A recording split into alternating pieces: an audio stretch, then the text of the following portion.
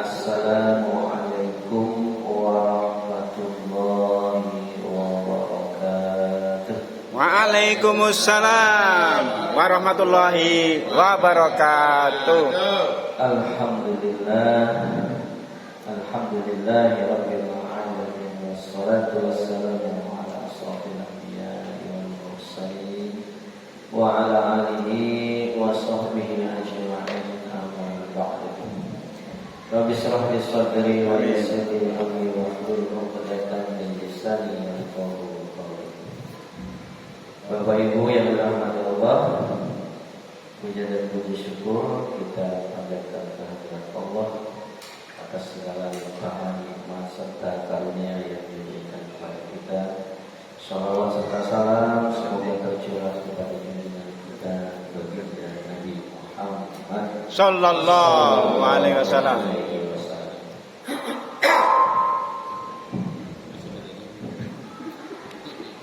Alhamdulillah kita kembali akan manfaatkan waktu yang sedikit 15 menit sampai setengah 7. Kemarin kita telah membahas tentang Islam teroris. ya, pemahaman atau pengertian Islam, terorisme dan kekerasan.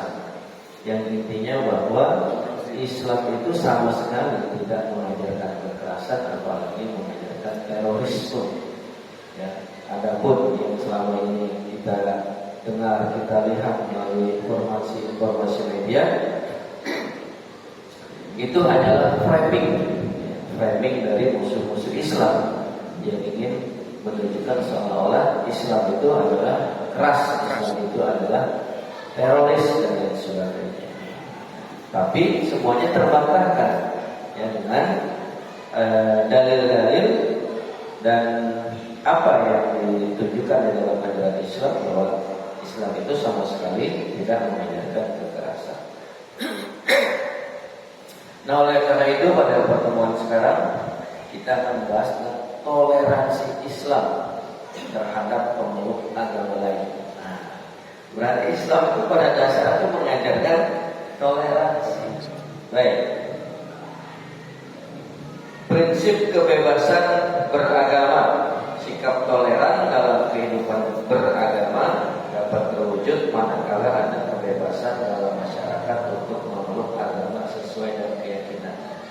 Dan di negara kita itu sudah dituangkan di dalam Undang-Undang Dasar 45, yaitu pasal 29 tentang kebebasan beragama. Di dalam surat Al-Baqarah ayat 256 Allah Subhanahu wa taala berfirman, A'udzu billahi minasyaitonir rajim. Bismillahirrahmanirrahim. La ikraha fid din. Qad tabayyana rusydu minal ghayy. Faman yakfur bil-taghut wa yu'min billahi faqad istamsaka bil 'urwatil wuthqa la infisama laha. Wallahu sami'un alim. Tidak ada paksaan di dalam menganut agama, yaitu tidak dipaksa untuk harus memeluk agama Islam. Sesungguhnya telah jelas perbedaan antara jalan yang benar dengan jalan yang sesat. Barang siapa ingkar kepada tagut dan beriman kepada Allah, maka sungguh dia telah berpegang teguh pada tali yang sangat kuat yang tidak akan putus. Allah Maha mendengar lagi Maha mengetahui. Nah, jadi jelas ya disampaikan ya, maksud daripada ayat ini. Ajaran agama itu sudah jelas. Islam itu sudah sangat jelas yang memberikan petunjuk-petunjuk, ini jalan yang lurus, ini jalan yang sesat. Kalau kamu mau mengambil jalan yang lurus, insya Allah akan mendapatkan kebahagiaan, ketentraman hidup, baik di dunia maupun di akhirat. Kalau mengambil jalan yang sesat, mungkin dia bisa mendapatkan kesenangan di dunia, tapi pasti akan mendapatkan kerugian di akhirat.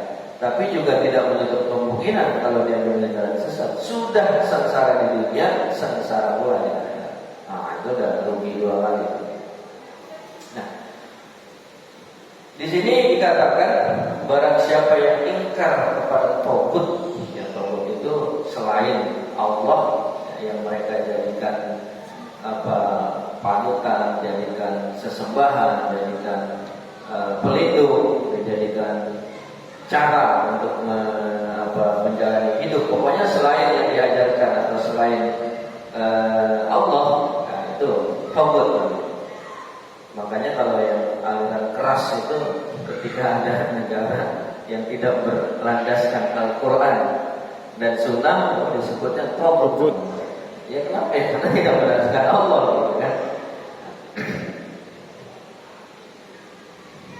Nah, sebagaimana tadi sudah dikatakan ya, jadi tidak ada paksaan.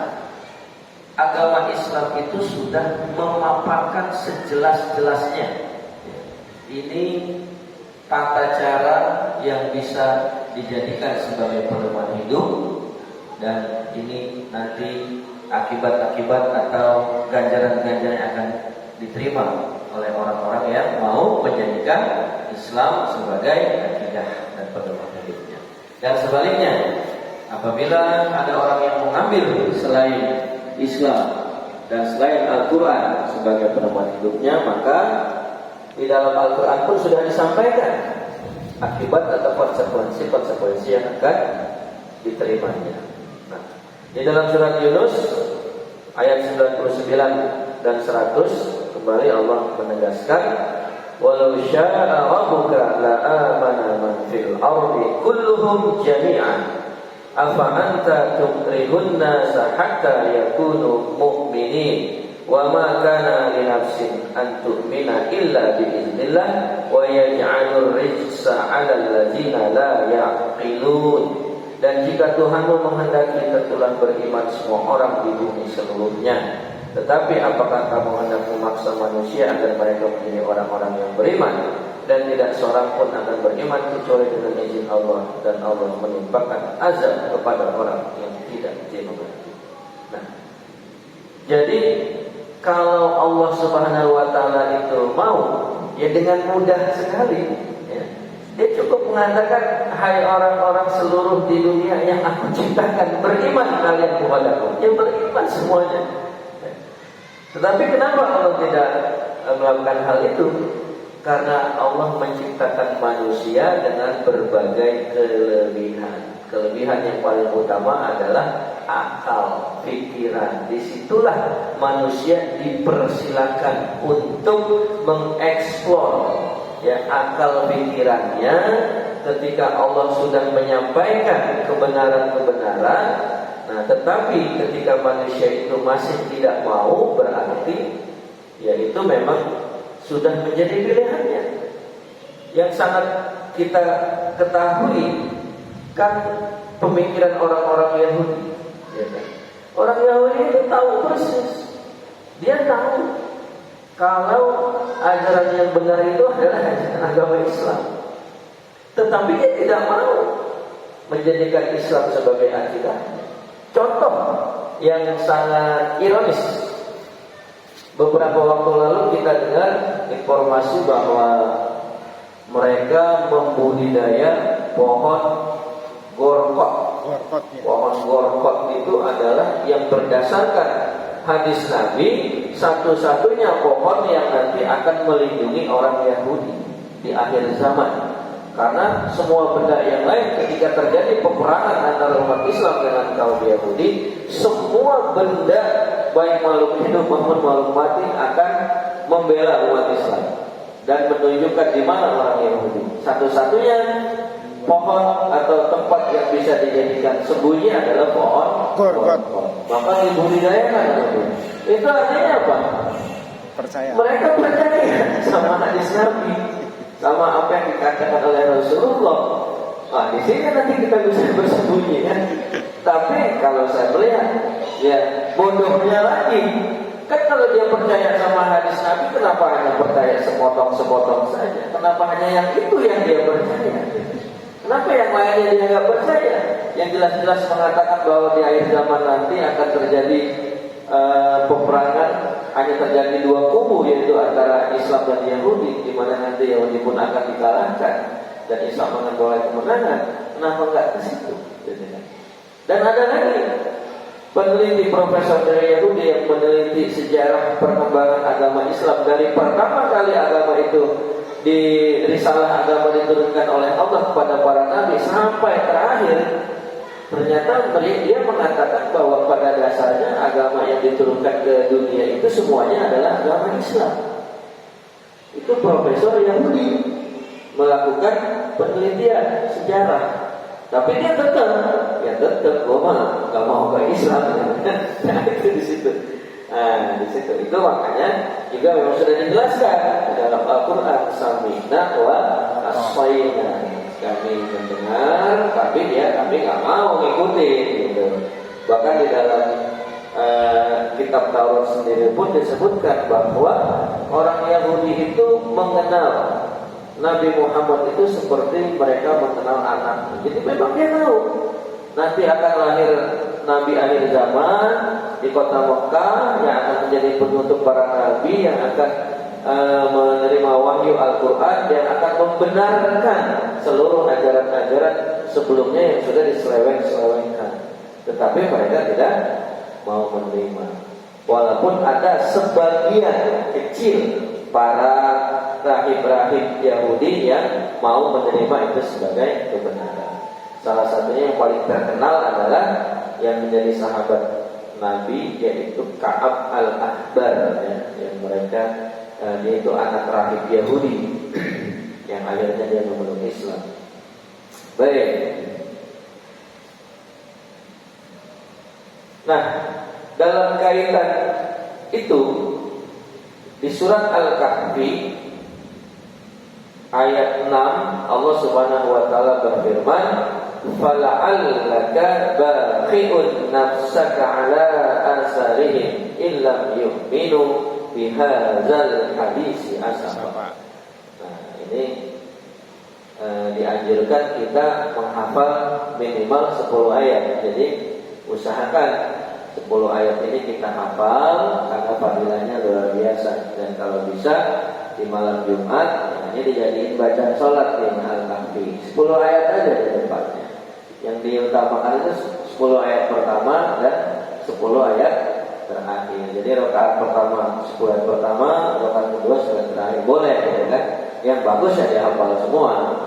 Nah, kemarin alhamdulillah malam Jumat kita membaca surat Al-Kahfi. Nah, sebenarnya kalau mau kita biasakan ya, kalau Yasin maka kita udah rata-rata udah pada hafal semua ya, familiar semua. Sebenarnya alangkah bagusnya kita coba nih, kita ceder nih baca surat Al-Kahfi setiap malam Jumat sampai 2 tahun lah. Insya Allah kalau sampai 2 tahun familiar itu kita nanti bisa jadi hafalan Al-Kahfi kita sama seperti kita baca surat Yasin. Kan begitu. Ya kalau Yasin kan dari kecil kita udah kan, Jumat Yasin, tiap ini Yasin, meninggal Yasin. Yasin kan gitu. Nah, artinya udah Yasin lah kita udah ini gitu loh, udah gape lah gitu kan. Kan kalau kita ingin menambah perbendaharaan hafalan, kalau yang udah familiar mah ya kita coba lagi ganti kan ya berikutnya kan. Boleh. Nanti itu terserah Pak Durang. Sebenarnya keburu. Kemarin saya baca itu Pak Nurdin yang kabit. Iya. Enggak, saya kan baca enggak bareng sama Pak Ustadz Durang. Itu saya duluan sebenarnya. Jadi masih dapat kalau kita mau zikir pendek sama doa itu kemarin Pak Durang aja kan kita masih kebagian 10 menit masih ada doa. Artinya sampai ya tahlilnya nggak usah terlalu dipaksakan gitu kan. Kan di lain-lain kesempatan juga ada. Baik. Fala'allaka bakhirun nafsaka 'ala asarihim illam yu'minu bihadzal hadisi asafa, maka barangkali kau Muhammad akan mencelakakan dirimu karena bersedih hati setelah mereka berpaling sekiranya mereka tidak beriman kepada keterangan ini Al-Quran. Nah, ini kekhawatiran Nabi Muhammad SAW ya, ketika mendakwahkan ajaran Islam itu, ya itu tadi, karena penolakan yang luar biasa. Nah, ini membuat ya Rasulullah gundah gulana. Ya, walaupun dalam ayat lain kan Allah juga mengatakan, tugas engkau hanyalah menyampaikan risalah. Masalah hidayah itu urusan aku, kata Allah. Ya. Nah, salah satunya adalah Zakir innama anta mudzakir. Maka berilah peringatan, karena sesungguhnya engkau hanya ditugaskan menyampaikan peringatan kepada mereka. Adapun hidayah itu urusan Allah. Allah yang mutlak berhak memberikan hidayah kepada seseorang. Namun bukan berarti orang yang ingin meraih hidayah tanpa usaha dan upaya. Tetap harus menggapai atau meraih hidayah kalau kita ingin mendapatkan hidayah. Di dalam surat Al-Fatir ayat 8 difirmankan, "Fala tazhab nafsuka 'alaihi hasarat." Maka janganlah engkau membiarkan dirimu binasa karena kesedihan terhadap mereka. Ini Allah menegaskan. Nah, ini berkaitan dengan yang tadi ya, ayat pertama tadi kan mengatakan tidak ada paksaan di dalam memeluk agama. Nah, jadi di sini Nabi Muhammad sedih karena dia berdakwah, dia mensiarkan Islam, tetapi banyak penolakan. Kata Allah, nggak usah kayak gitu, tenang aja, gitu kan? Justru kalau terlalu dalam kesedihan, kau akan membinasakan dirimu sendiri. Wa qulil haqqu min rabbikum faman syaa'a falyu'min wa man syaa'a falyakfur. Dan katakanlah kebenaran itu datangnya dari Tuhanmu, barang siapa menghendaki beriman hendaklah ia beriman, dan barang siapa menghendaki kafir biarlah ia kafir. Jadi kan akhirnya di sini pun Allah tidak mengharuskan bahwa orang yang didakwahkan oleh Nabi Muhammad itu harus masuk Islam. Enggak. Kata Allah dikatakan di sini biarin. Kalau memang dia menghendaki dirinya beriman, ya itu tidak akan beriman. Kalau dia menghendaki dirinya kafir, ya itu akan kafir. Contohnya, Dr. Richard Mu'alam, iya kan?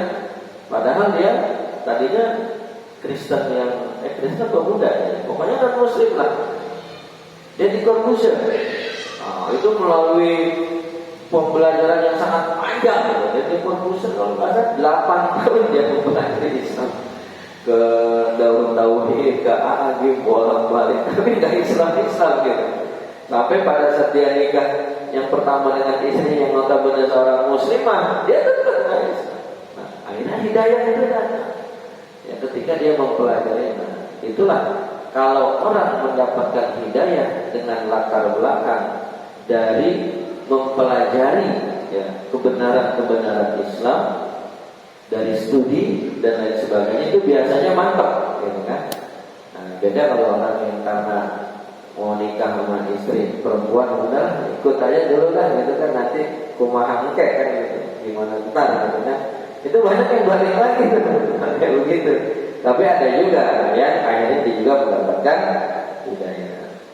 Nah, di dalam tatanan masyarakat yang dibangun berdasarkan nilai-nilai Al-Quran, prinsip bahwa seorang bebas atau merdeka untuk dapat menetapkan pilihan adalah pilar yang pertama. Praktik tersebut dengan sangat baik telah dilaksanakan oleh Rasulullah SAW.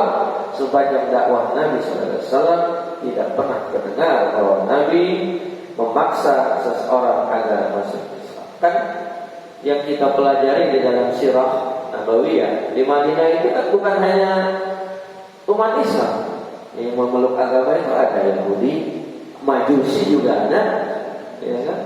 Nasrani juga ada, ya. Islam juga banyak, ya. Karena memang kejayaan Islam justru tercapai di Madinah. Tetapi pada masa pemerintah Rasulullah tidak semuanya Islam. Bahkan pernah hampir terjadi pengkhianatan oleh kaum Yahudi, ya Yahudi Khazraj, yang oleh Rasulullah musnahkan semuanya sekitar 600 orang. Itu yang membuat mereka dendam kepada umat Islam yang mengatakan bahwa umat Islam itu kejam, membantai umat Yahudi yang katanya tidak berdaya. Padahal apa? Rasulullah mendapatkan informasi dari Allah Subhanahu wa taala kalau Rasulullah dan kaum muslimin tidak menghabisi kaum Yahudi Khazraj saat Quraisyah, Bani Quraisyah saat itu, ya kalau Khazraj itu orang Madin, Bani Quraisyah saat itu tinggal nunggu waktu tuh Yahudi Quraisyah itu justru yang akan menghabisi umat Islam. Rasulullah dan para sahabat pada saat itu terbukti ketika umat Yahudi Quraisyah itu dihabisi, itu sudah tersimpan senjata-senjata yang akan digunakan untuk menghabisi umat Islam. Nah, oleh karena itu jelas di sini bisa kita ambil satu pelajaran bahwa yang namanya agama Islam itu sangat menjunjung tinggi toleransi. Ya, bahkan ketika pemerintahan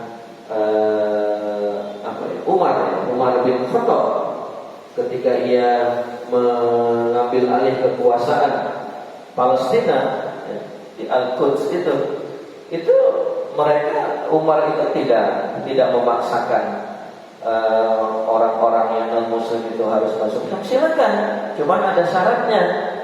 Ya, kalau engkau mau masuk Islam maka aman, akan dilindungi sebagaimana umat Islam lainnya.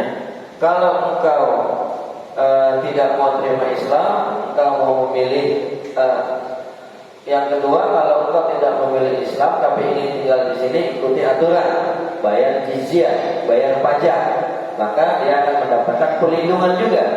Tapi kalau tidak mau menerima aturan itu, silakan pergi dari Palestina. Ya seperti itu. Ya. Bahkan ketika pada masa siapa ya? Masa Salahuddin Al-Ayyubi kalau tidak salah. Ya.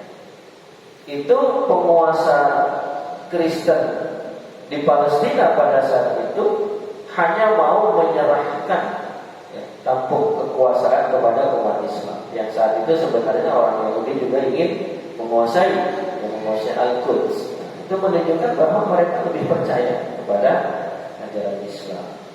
Baik, itulah Bapak Ibu yang dirahmati Allah Subhanahu wa taala, penjelasan yang menyatakan bahwa agama Islam itu sangat menjunjung tinggi yang namanya toleransi.